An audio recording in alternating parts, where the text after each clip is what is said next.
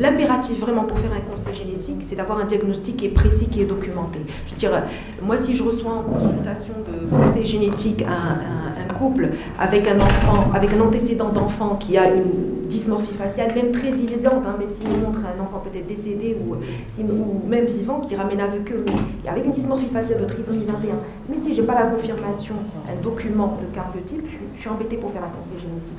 Vous savez très bien pourquoi, parce que ça pourrait être une trisomie 21 par anomalie de nombre, qui est l'accident le plus fréquent, qui est rassurant, mais ça pourrait être aussi une translocation, trisomie 21 par translocation, et là le conseil génétique est complètement différent, parce qu'autant dans le premier cas c'est un accident, je rassure, dans le deuxième cas non.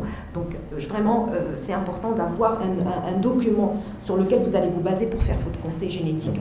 Et d'ailleurs c'est tout l'intérêt du cariotype, tant pour poser un diagnostic que pour préciser le type cytogénétique. À la limite pour une trisomie 21, c'est un diagnostic clinique, on le dit souvent aux parents, mais voilà, c'est surtout pour pouvoir faire cette distinction. Donc c'est vraiment un processus, une consultation qui est un peu particulière, où en tant que généticien, on n'est pas prescripteur de médicaments ou autre, hein, on est plus un petit peu dans le verbal, on communique avec les parents, on essaie d'expliquer, de rassurer aussi ou pas, ou en tout cas d'orienter. Donc il y a beaucoup de paroles, de prise de parole, il y a, bien sûr il faut avoir l'empathie, il faut écouter les gens, il faut rassurer, etc. Et on essaie aussi d'évaluer le risque de récurrence, tant pour les anomalies chromosomiques que pour des maladies géniques avec une hérédité mendélienne, et puis de discuter avec eux les possibilités qui s'offrent à eux dans notre contexte marocain, et puis un petit peu aussi, même s'il y a beaucoup de couples qui ont la possibilité de partir à l'étranger, etc., ce que peut offrir aussi la science aujourd'hui, et donc un petit peu de les informer sur ces aspects-là. Alors, en matière d'anomalies chromosomiques en particulier, donc dans quelle situation on peut avoir une demande de conseil génétique? Alors c'est très variable, hein.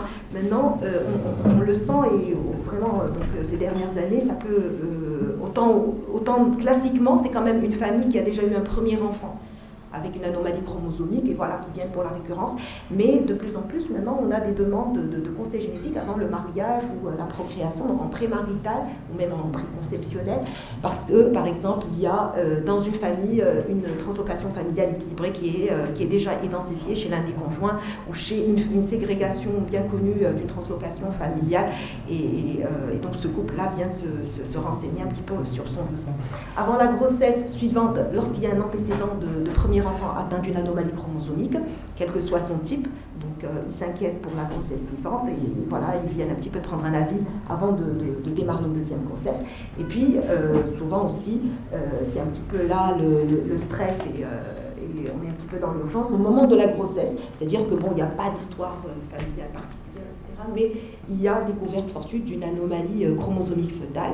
Soit de plus en plus on reçoit au conseil génétique des couples qui viennent pour un NIPS qui est positif, hein, et donc ils sont angoissés, même un triple test. On a reçu aussi des femmes qui étaient très angoissées parce que elles pensent qu'un triple test est positif, et que c'est pour elles, peut-être qu'elle a mal compris, mais que c'est une signature d'une trisomie 21, ou bien des signes d'appel échographique, et donc il faut pouvoir les conseiller, les accompagner.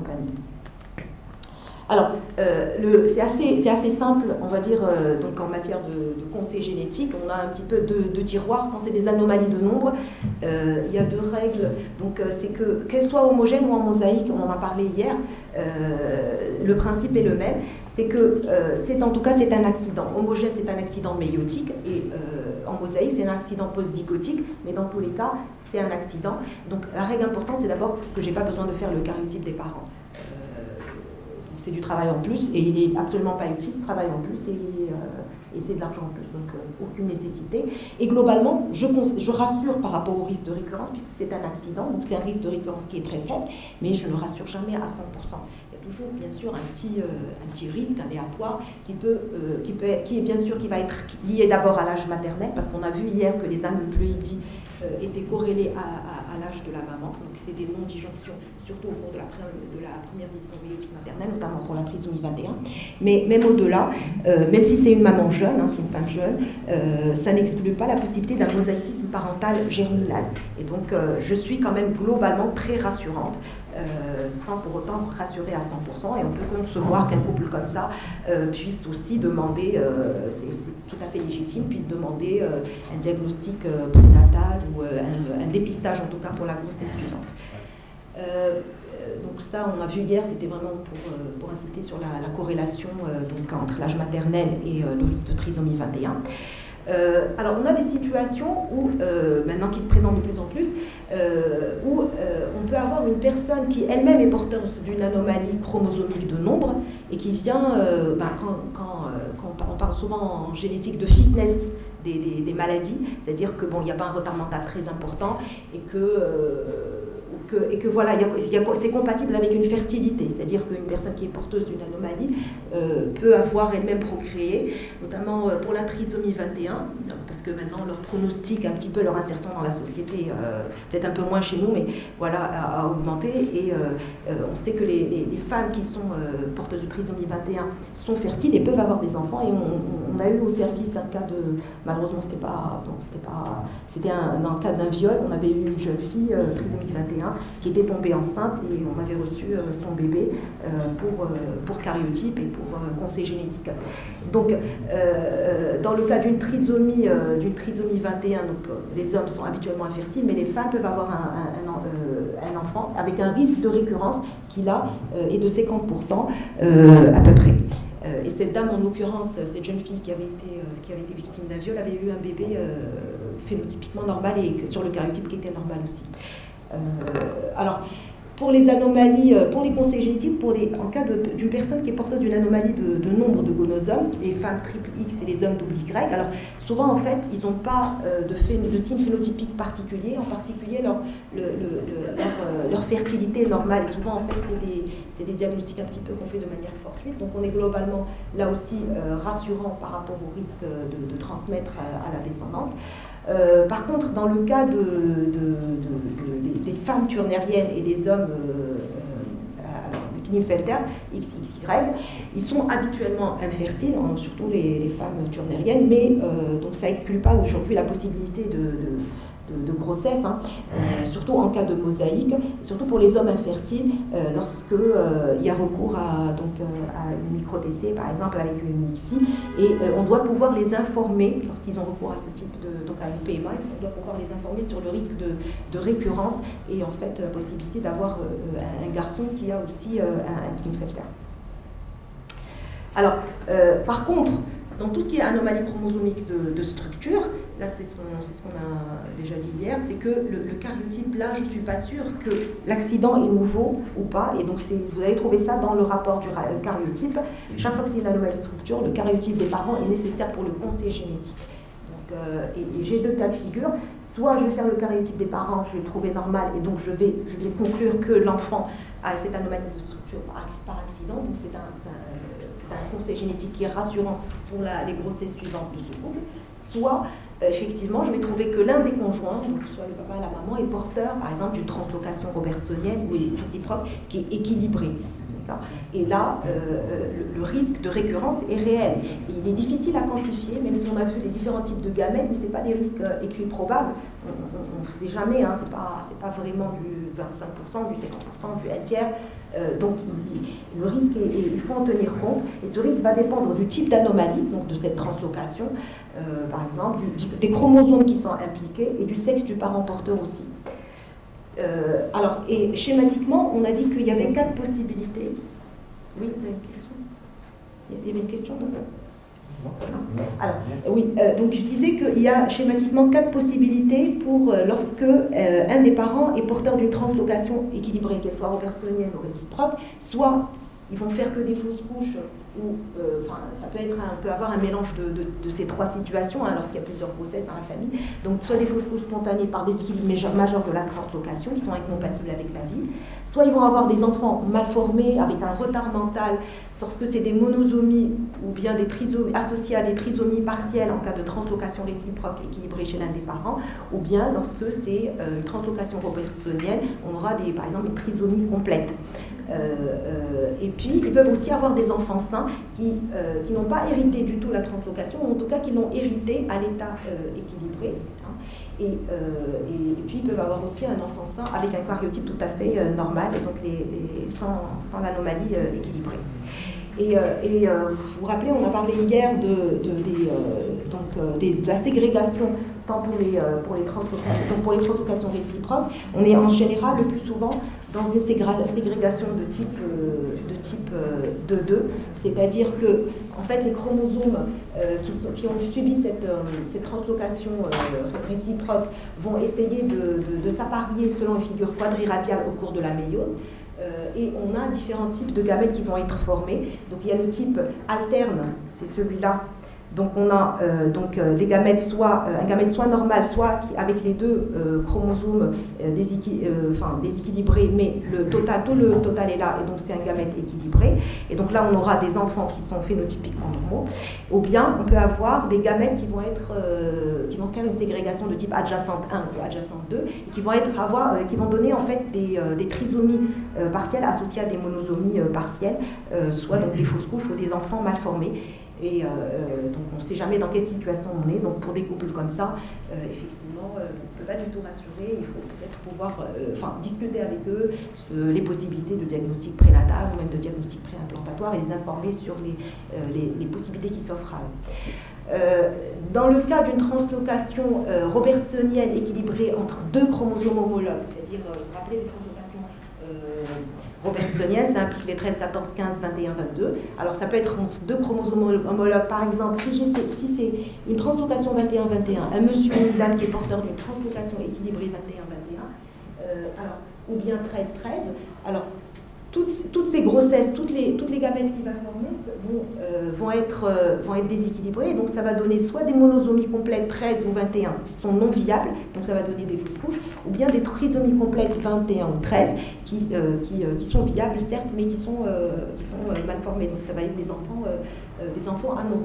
Heureusement, c'est des situations très rares, mais il faut pouvoir les détecter. Donc c'est pour ça qu'on fait le karyotype des parents aussi, pour pouvoir les conseiller. Et alors, il y a encore des situations plus complexes où vous avez un individu phénotypiquement normal, mais si lui, il est porteur d'une translocation robertsonienne équilibrée entre 14-14 ou 15-15 ou 22-22, là, toutes les grossesses vont aboutir à des fausses couches. C'est des couples qui n'ont théoriquement, donc, sauf bien sûr des phénomènes exceptionnels, peut-être une trisomie rescue, mais c'est des choses exceptionnelles. Théoriquement, qui n'ont aucune possibilité d'avoir des enfants normaux. Ça va être que des fausses couches. Et donc, il y a des alternatives qui se proposent à des couples comme ça. Par exemple, dans les pays où c'est autorisé, des dons d'ovocytes ou de spermatozoïdes. Au Maroc, chez nous, peut-être l'adoption, le choix de ne pas faire d'enfant ou d'adopter un enfant, mais en tout cas, ils ne peuvent pas avoir leur propre enfant normal. Alors ici, dans le cas par contre d'une translocation robertsonienne, donc entre 13, 14, 15, 21, 22, mais entre deux chromosomes non homologues, donc une des les plus fréquentes, c'est la translocation 14, 21. Et là aussi, vous voyez que c'est chez ce parent-là, qui est porteur de cette translocation, donc les chromosomes transloqués vont essayer un petit peu de s'apparier en formant une figure triradiale ici, donc par une figure triradiale, pour former, donc au cours de la méiose, pour former différents types de gamètes. Et donc on peut avoir des gamètes équilibrés, donc par ségrégation alterne, et comme on peut avoir des gamètes déséquilibrés qui vont donner des fausses couches par trisomie complète ou monosomie complète lorsqu'elles sont inviables. Et je parlais tout à l'heure, donc c'est un petit peu ce qu'on retrouve dans la littérature, c'est que ces différents types de gamètes, théoriquement, on va dire c'est un tiers d'avoir soit un enfant normal avec un type normal ou enfant normal avec la translocation équilibrée ou un enfant trisomique dans le cas d'une translocation 14-21. Alors on dit que des fois c'est un peu plus influencé par le sexe. Quand c'est la mère qui est porteuse de la translocation, on a plus de risques d'avoir un enfant trisomique 21 que chez le père. Mais honnêtement, quand on est en pratique devant un patient, on ne rentre pas dans ces considérations. Ça ne rassure absolument pas les gens de leur dire vous avez un tiers de plus ou de moins ou 20% parce que c'est la maman qui est porteuse. Honnêtement, il faut conseiller quand même un diagnostic prénatal. Le risque est réel. et je reviens à dire que ça fait pas des probabilités équiprobables. Alors, dans le cas toujours dans les anomalies donc, de structure, lorsque on a un couple, par exemple, qui fait des fausses couches à répétition, qui a peut-être une alternance de fausses couches et un enfant mal formé, on fait le karyotype des parents et on trouve que l'un d'eux est porteur d'une inversion. Donc à l'état équilibré, vous vous rappelez, les inversions, ça peut être une inversion péricentrique ou paracentrique, et donc elle peut être équilibrée chez le parent porteur. Mais on a vu qu'il y avait pour former des gamètes, il y avait une boucle d'appareillement qui se constituait au cours de la méiose, et ça pouvait donner des gamètes déséquilibrés. C'est l'exemple qu'on avait vu hier, et donc il y a un risque de faire là aussi des monosomies partielles associées à des trisomies partielles, donc soit compatibles avec la vie, soit des fausses couches, et il faut pouvoir expliquer tout ça un petit peu au couple également. Alors, concernant les autres anomalies chromosomiques de structure plus rares, alors les anneaux, on a vu hier l'exemple de l'anneau du 13, on a parlé aussi de l'anneau du 20 dans les épilepsies. Alors, même si c'est des anomalies de structure, classiquement, ils sont le plus souvent quand même des nouveaux. Parce qu'ils ne sont pas transmis, parce qu'ils sont instables. Et donc, c'est des anomalies qui sont accidentelles. Donc, normalement, on est quand même rassurant lorsqu'on trouve cette anomalie de structure, et on n'a pas forcément besoin de faire le karyotype des parents. On peut toutefois le faire pour exclure un mosaïcisme, mais c'est globalement rassurant. Par contre, si l'un des parents est lui-même porteur donc, de cet anneau, et comme il est phénotypiquement normal, cet anneau est en général en mosaïque, on a une population normale et une population avec l'anneau, là, le risque de récurrence peut atteindre à peu près 40%. Dans le cas des délétions et des duplications partielles, ce qu'on avait vu, une délétion terminale, une délétion interstitielle, donc lorsqu'elles sont nouvelles, on a fait les parents lorsqu'elles sont nouvelles, le risque de récurrence est très faible, mais toujours on ne rassure pas complètement parce qu'il y a toujours cette possibilité de mosaïcisme qu'on indique, qu'on ne peut pas exclure et qui est difficile d'évaluer. Et lorsqu'elles sont héritées, le risque de récurrence peut atteindre 50%. Et dans le cas des isochromosomes, notamment dans le syndrome de Turner, on a vu qu'on pouvait une des variantes cytogénétiques était un isochromosome XQ ou XP. Même si c'est une anomalie de structure, c'est en général un accident de novo. Et nous, en pratique, quand on trouve un isochromosome de l'X, même si c'est une anomalie de structure, on ne demande pas le karyotype des parents, et on est rassurant pour le conseil génétique. Et alors, un petit peu une question ou bien une réflexion, on se met un petit peu dans la peau des parents.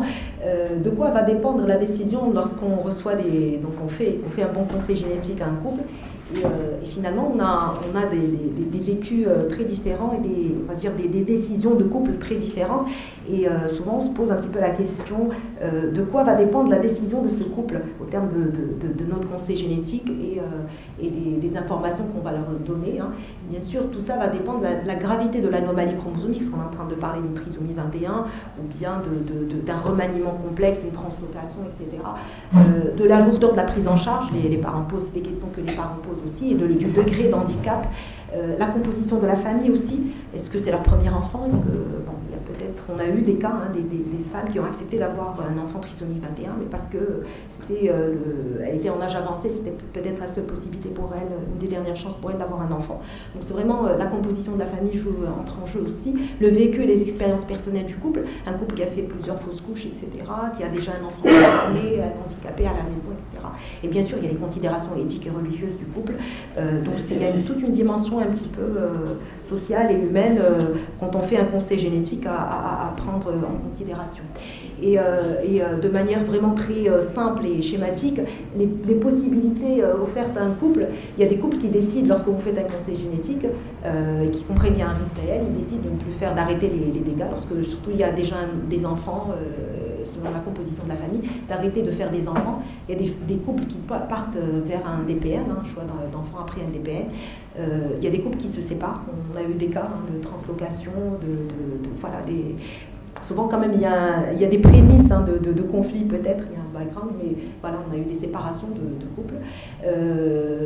Dans certaines situations effectivement exceptionnelles, il y a des couples qui font le choix d'adopter, surtout quand on a des translocations ropersoniennes, par exemple entre homologues, et ils ne peuvent pas de toute façon avoir des enfants. vitro. Et il y a des couples qui finalement ne tiennent pas compte de notre conseil génétique, ou en tout cas, c'est pas ne tiennent pas compte, mais voilà, vous expliquez, vous avez beau parler tout ça, ils comprennent que bon, c'est des choses qui les dépassent de toute façon, que c'est aléatoire, ils préfèrent laisser tout ça au bon Dieu et voilà, et laisser la nature ou la sélection naturelle faire les choses.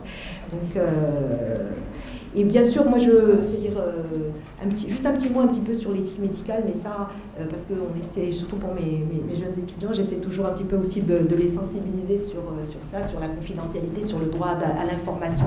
C'est important c'est-à-dire, en tout cas, quand je fais un conseil génétique, j'essaie de ne pas tenir compte, en tout cas, des moyens du couple, etc., de donner l'information complète, même si peut-être ils ne peuvent pas partir d'un DPM, partir à l'étranger, ou faire des choses très compliquées, mais en tout cas, leur expliquer les possibilités scientifiques sans tenir compte de ces considérations. Il faut respecter le droit de ne pas savoir des gens. Il y a des gens qui ne veulent pas avoir plus de détails. La liberté de choix aussi, donc le caractère informatif non directif. Donc je ne suis pas là pour prendre une décision à leur place, mais plutôt de les informer de manière assez neutre, hein, sur toutes les possibilités, de répondre à leurs questions et de m'assurer qu'ils ont bien compris, souvent avec des termes très simples, parce qu'il faut dire que dans nos consultations, encore aujourd'hui, on a des gens souvent qui sont encore illettrés, etc. Il faut pouvoir simplifier les choses pour qu'ils puissent nous comprendre et respecter l'autonomie aussi de la personne. Donc il y a cette dimension éthique dans le conseil génétique qui est importante aussi.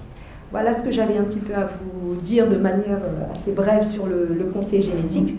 Et, je ne sais pas s'il y a des questions, mais on verra de manière pratique tout à l'heure dans les cas cliniques et vous aurez à poser des conseils génétiques devant des situations. Voilà. Je ne sais pas si vous avez des questions.